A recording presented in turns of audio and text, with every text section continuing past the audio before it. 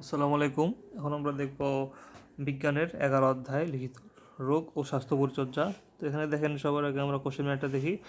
এখানে heart attack আর হচ্ছে স্ট্রোকের মধ্যে পার্থক্য।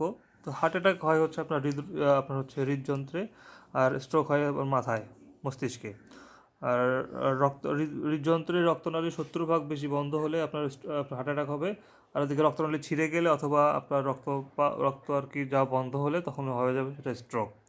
তো হার্ট অ্যাটাকে আপনার হচ্ছে শুধু বুকে ব্যথা হবে, আর স্ট্রোকে হচ্ছে আপনার এক পাশ এরকম অবশ হয়ে যেতে পারে, কারণ ওই যে যদি মাথায় যদি রক্ত না যায় তাহলে যেখানে রক্ত যাবে না, তো সেই পার্টটা আমাদের যে অঙ্গটা নিয়ন্ত্রণ করে সেই পার্টটা তখন অবশ হয়ে যাবে, বা হচ্ছে আপনার ওটা আর কি হতে পারে আর কি, মানে ওটার কার্যক্ষমতা একদম চিরতরে হারিয়ে যেতে পারে। তারপর হচ্ছে হার্ট অ্যাটাক নির্ণয়ের জন্য আপনার ECG, cardiac enzyme, echo echo echo ইত্যাদি আর কি করা যায় আর কি। আর সিটি স্ক্যান হচ্ছে স্ট্রোকের ক্ষেত্রে। হার্ট অ্যাটাকের ক্ষেত্রে দ্রুত চিকিৎসা দিতে হয়, স্ট্রোকে একটু দেরি করলেও হবে, কিন্তু এদিকে আবার সমস্যা হচ্ছে যে আবার প্যারালাইসিস হওয়ার ভয় থাকে। তো কিন্তু কিন্তু মারা যাওয়ার সম্ভাবনা একটু কম থাকে আর কি। তারপর হচ্ছে হার্ট অ্যাটাকে প্যারালাইসিস হয় না, এদিকে স্ট্রোকে প্যারালাইসিস হয়। এগুলো হচ্ছে পার্থক্য। আর কেমোথেরাপি কি, কেমোথেরাপির পার্শ্ব প্রতিক্রিয়া কী? তো হচ্ছে কেমোথেরাপি হচ্ছে একটা রাসায়নিক পদার্থ দিয়ে আর কি রোগ প্রতিরোধ করা, মানে আর কি চিকিৎসা করা হয়, যেখানে ওই রাসায়নিক পদার্থটা ক্যান্সার কোষের জন্ম সে ব্যাহত করে, এবং এভাবে আর কি চিকিৎসা করে আর কি। তখন আর কি বাধাগ্রস্ত যেগুলো হচ্ছে ক্ষতিগ্রস্ত কোষ, সেগুলোকে যা অ্যাটাক করে আর কি, অ্যাটাক করে তখন ওইটাকে আর কি ক্যান্সার আক্রান্ত কোষটাকে নির্মূল করে দেয়। যেমন এই যে দেখেন কেমোথেরাপির ড্রাগ এখানে দেওয়া হচ্ছে। এখানে আপনার ক্যান্সার কোষগুলো আছে, সেগুলোকে গিয়ে অ্যাটাক করছে। অ্যাটাক করার ফলে এই যে আপনার চেঞ্জ করে দিল, তাদেরকে চেঞ্জ করে তার রোগটা নির্মূল করে দিল। আচ্ছা, কেমোথেরাপির কিন্তু আবার পার্শ্ব প্রতিক্রিয়া আছে। যেমন এখানে আছে হচ্ছে আপনার এই যে আপনার চুল গ্রন্থি বা কেশ গ্রন্থি ক্ষতিগ্রস্ত হয়, তারপর প্রজনন তন্ত্রের কার্যকারিতা হ্রাস পায়, কিন্তু তোমার ত্বক এবং নখ শুকিয়ে আসে, আর ঘন ঘন মেজাজের পরিবর্তন হয়। এগুলো হচ্ছে আপনার কেমোথেরাপির পার্শ্ব প্রতিক্রিয়া। এখন আমরা দেখবো যে হচ্ছে ভ্যাকসিন কি আর ডায়াবেটিস হওয়ার কারণ উল্লেখ করতে বলছে এখানে। তো ভ্যাকসিন কি? ভ্যাকসিন হচ্ছে আপনার একটা জৈব প্রস্তুতি আর কি। কেমন জৈব প্রস্তুতি? ধরেন আপনার কোনো একটা রোগের বিরুদ্ধে রোগ প্রতিরোধ ক্ষমতা বৃদ্ধি করে আর কি, যেটা ঠিক আছে, এটা জৈব প্রস্তুতি, যেটা কি করে কোনো একটা রোগের বিরুদ্ধে আপনার রোগ প্রতিরোধ ক্ষমতা বৃদ্ধি করে। যেমন ধরেন আপনি করোনার একটা ভ্যাকসিন তৈরি করবেন, তো করোনার একটা মৃত জীবাণু আপনি আনলেন। তো ওটা ওটা আনে আর কি, ওটা আপনার কোনোভাবে ওটা আপনার শরীরে ইনজেক্ট করা হলো। তো যখন ওটা, যেহেতু ওটা মৃত, ওটা কিন্তু ইফেক্ট করতে পারবে না, কিন্তু আপনার শরীরে কিন্তু ওটা চিনে যাবে যে এটা একটা জীবাণু ছিল, এর বিরুদ্ধে আমাকে প্রতিরোধ গড়ে তুলতে হবে, তখন সে ওইটার বিরুদ্ধে একটা অ্যান্টিবডি তৈরি করে আর কি। ঠিক আছে।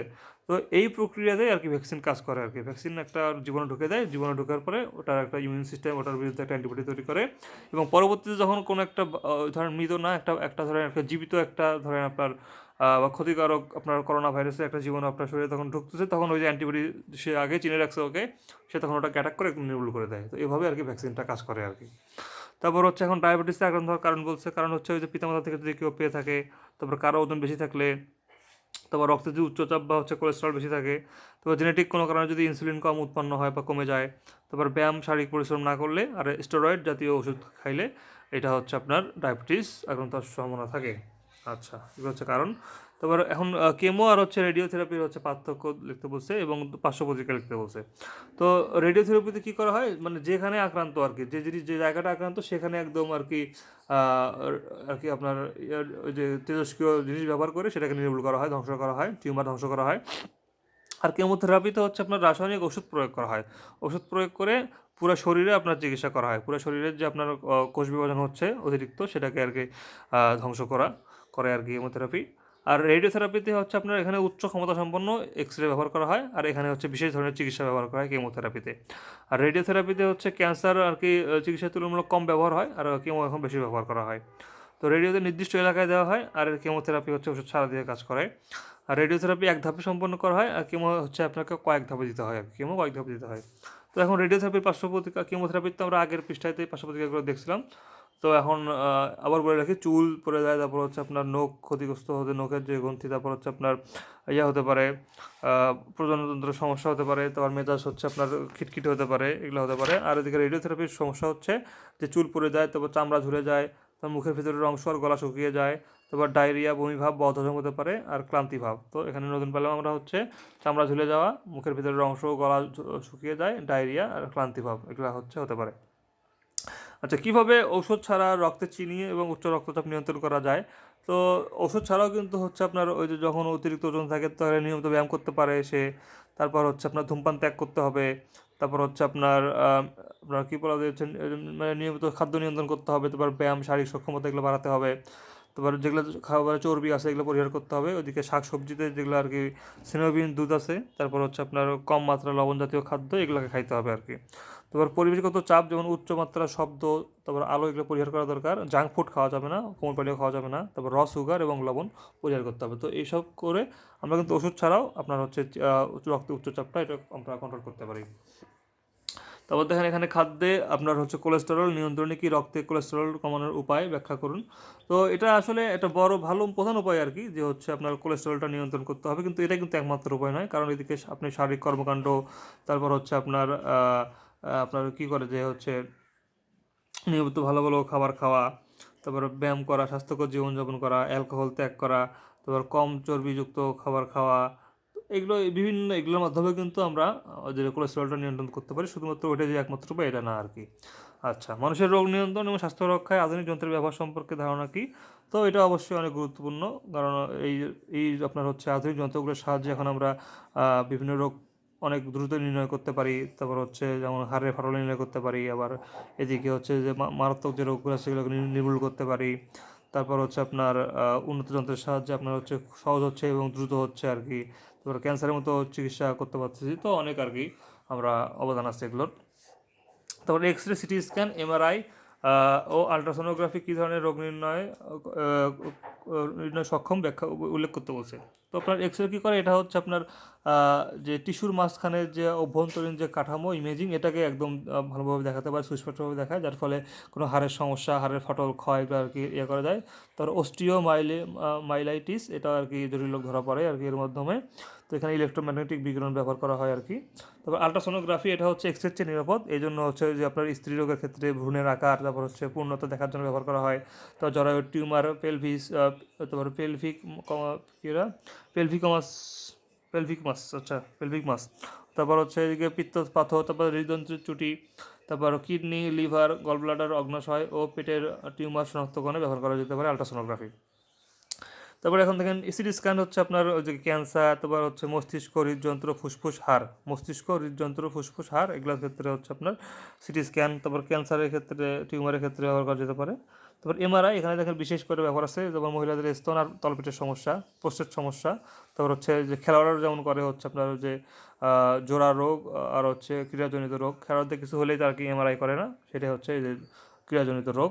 তারপর মেরুদণ্ডের রোগের ক্ষেত্রে, তারপর টিউমার, স্ট্রোক ইত্যাদির ক্ষেত্রে, তারপর লিভার, পিত্তনালী, কিছু আন্তরিক রোগ এগুলোর ক্ষেত্রেও আপনার হচ্ছে এমআরআই ব্যবহার করা যেতে পারে। তারপর এদিকে আপনার আছে হচ্ছে অ্যান্টিবায়োটিক আর হচ্ছে আপনার অ্যান্টিবডি, এই দুটোর মধ্যে পার্থক্য। তো অ্যান্টিবায়োটিক হচ্ছে আপনার শরীরের বাইরে থেকে প্রয়োগ করা হয়, আর অ্যান্টিবডি হচ্ছে শরীরের ভেতরে কিন্তু উৎপন্ন। এবার হচ্ছে আপনার এদিকে জৈব রাসায়নিক অণুজীব, এটা থেকে আর কি আপনার অণুজীব ধ্বংস করে আর কি আপনার এই অ্যান্টিবায়োটিকটা। তো আবার অ্যান্টিবায়োটিক কিন্তু অণুজীব দ্বারাই তৈরি করা হয়, আবার আবার অণুজীবকে ধ্বংস করে। তারপর হচ্ছে অ্যান্টিবডি কি, রক্তে তৈরি হয় প্রোটিন, এটা হচ্ছে রক্তের একটা প্রোটিন আর কি, যা বিশেষ মানে অ্যান্টিজেন যেগুলো আছে, যেমন কোনো একটা ভাইরাস ঢুকে তাকে আর কি প্রতিরোধ করে, এটাই হচ্ছে আপনার অ্যান্টিজেন বলা হচ্ছে এগুলো ভাইরাসকে। তো এগুলোকে হচ্ছে প্রতিরোধ করে এই অ্যান্টিবডিটা। আর অ্যান্টিবডি হচ্ছে রক্তে তৈরি হওয়া প্রোটিন, অ্যান্টিবডি কি রক্তে তৈরি হওয়া প্রোটিন, আর হচ্ছে অ্যান্টিবায়োটিক হচ্ছে অণুজীব। আর সাধারণ অ্যান্টিবায়োটিক হচ্ছে ব্যাকটেরিয়াজনিত রোগ প্রতিরোধ করে, আর অ্যান্টিজেন হচ্ছে এটা সব ধরনের আর কি অ্যান্টিজেনের বিরুদ্ধে কাজ করে। আর উদাহরণ হচ্ছে আপনার পেনিসিলিন, তারপর হচ্ছে আপনার সেফালোস্পোরিন, এগুলো হচ্ছে অ্যান্টিবায়োটিক। তারপরে এদিকে আপনার অ্যান্টিবডি আছে রিতুক্সিম্যাব আর ইনফ্লিক্সিম্যাব, এগুলো হচ্ছে আপনার অ্যান্টিবডির উদাহরণ। তো অ্যান্টিবায়োটিক হচ্ছে 100 প্রকারের বেশি আছে, 10টা বেশি ব্যবহার করা হয়। আর এদিকে অ্যান্টিবডি 5 প্রকার, এটা হচ্ছে ম্যাগি দিয়ে মনে রাখবেন, MAGIE, তাহলে এটা IgA, IgE, IgI, তারপর হচ্ছে IgG আর হচ্ছে IgM, এই 5টা হচ্ছে আর অ্যান্টিবডি। তারপর এলডিএল হচ্ছে এইচডিএল কি মানবদেহের কাজ বর্ণনা করতে বলছে।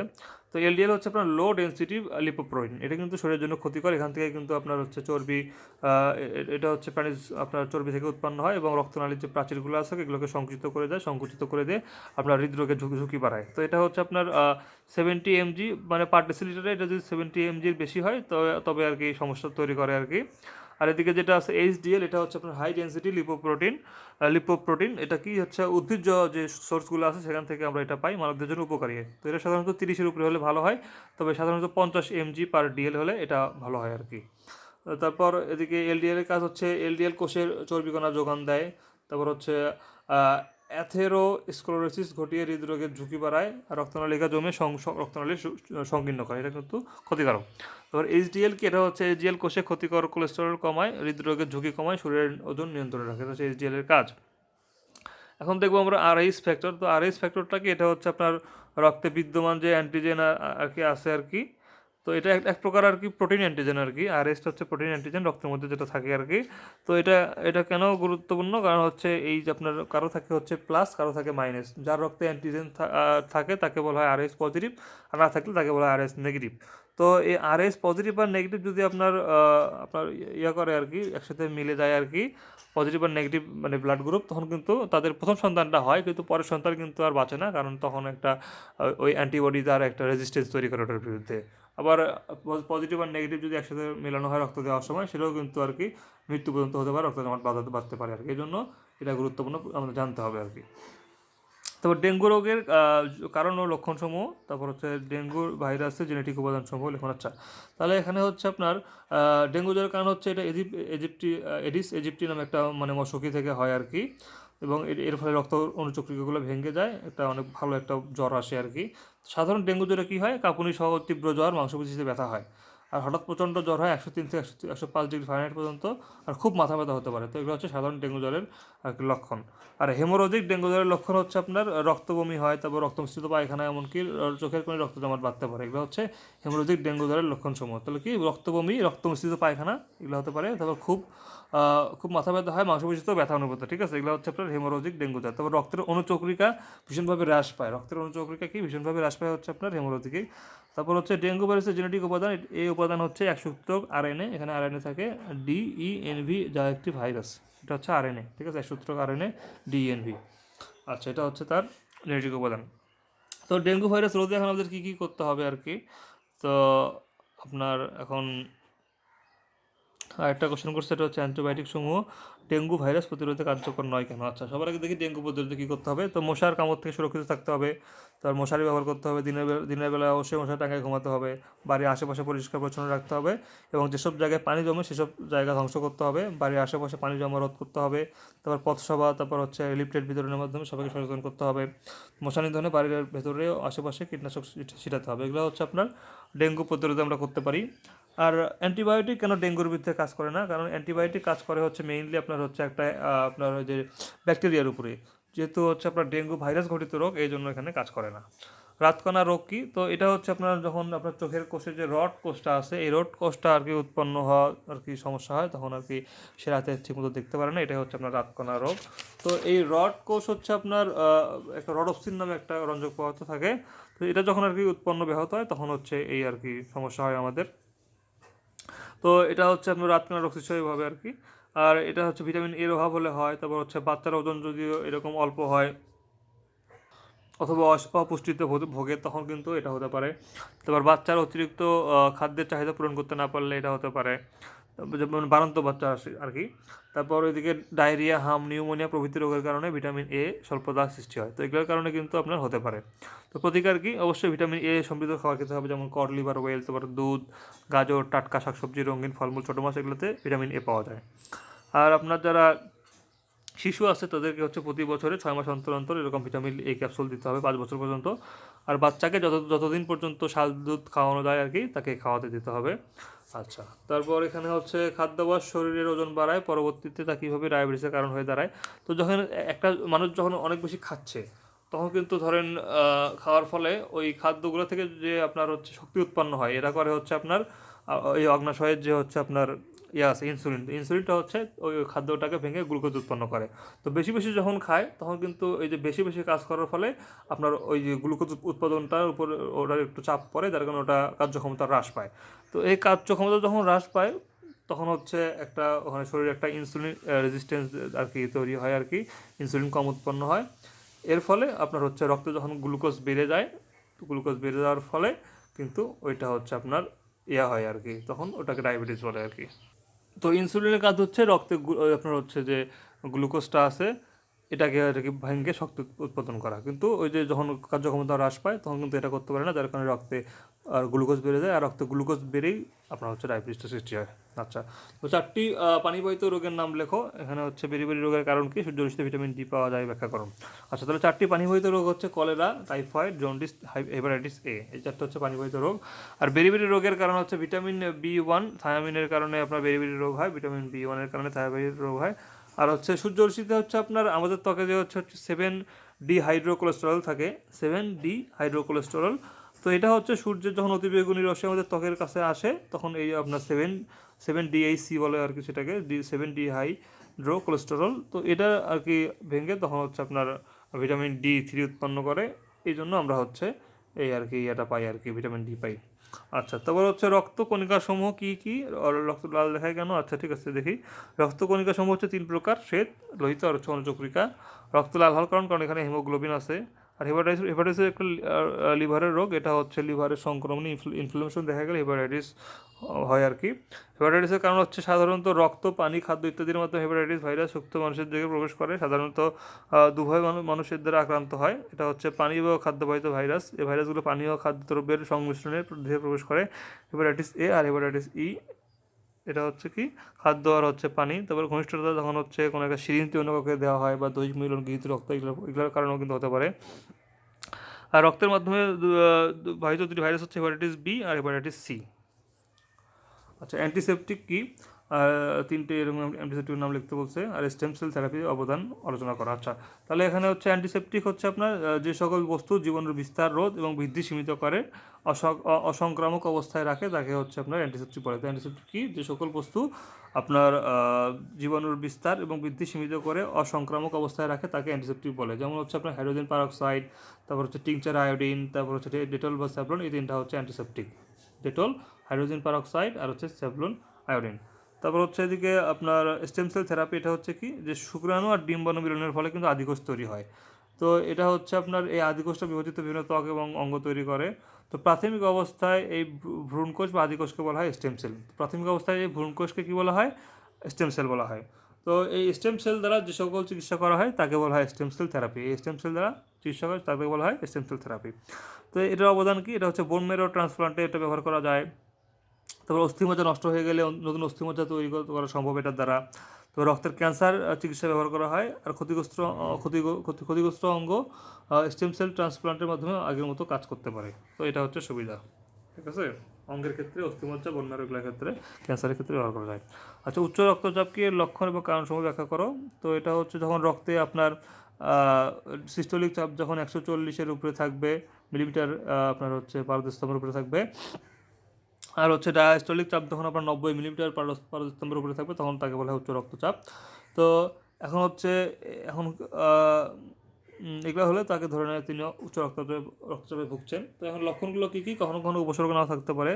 তাহলে হচ্ছে এখন সাধারণত নিম্ন মাথা ধরা, মাথা ব্যথা, তারপর ঘাড় ধরা, অবসাদ, তারপর হচ্ছে আপনার ঘুম না হওয়া, তারপর দুর্বলতা, তারপর হচ্ছে নাক দিয়ে রক্ত পড়া, বুক ধরপড় করা, এগুলো হচ্ছে আপনার লক্ষণ উচ্চচাপের।